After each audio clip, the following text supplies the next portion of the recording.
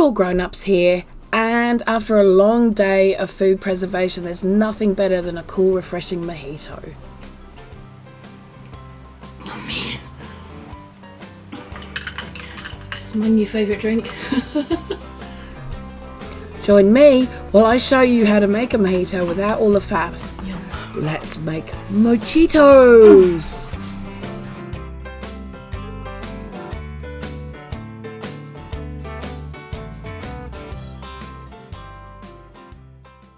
First off, we're going to get ourselves a nice handful of mint and pick off those leaves. No stalks allowed. Now we're going to use a whole lime here, and in the background behind the blender I am peeling it completely. I'm going to put in that thing whole. Now, as much as we want as much fresh lime as possible, what we don't want is the bitterness. So you need to make sure that there isn't any peel in the lime when you pop it in the blender.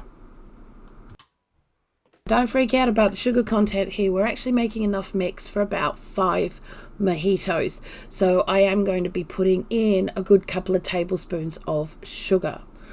Okay, so maybe, 4 or 5.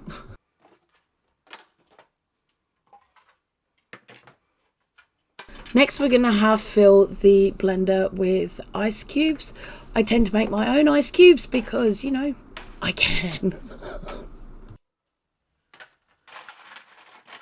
This is also not the place to be using your fancy ice cubes if you have them. Just plain ones will do. So next we're going to add the rum, and to this you want to have a really nice white rum. This particular rum that I'm using is made here in York, and if anything else tastes like absolute petrol when you drink it, but this changes it completely. Next, I'm going to blend it to within an inch of its life and until it's like a slushy. Once it reaches that slush point and most of the ice is broken down into that slushy state, stop the blender.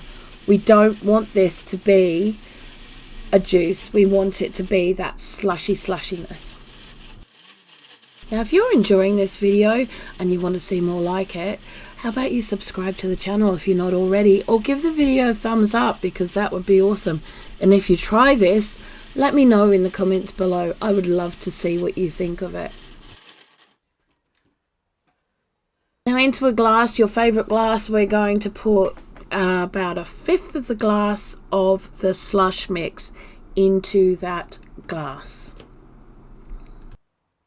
I don't know about you, but I enjoy to have a drink occasionally, but I just don't want to end up on my ear. So now we're going to add in your favorite clear lemonade. Now it's up to you if you want to make homemade lemonade and use that. That's entirely your choice.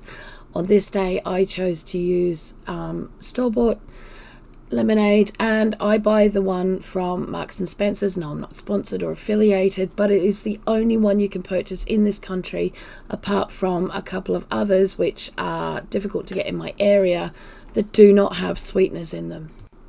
So next, all I'm going to do is I'm going to add my favorite straw to that, and let's go to the taste test.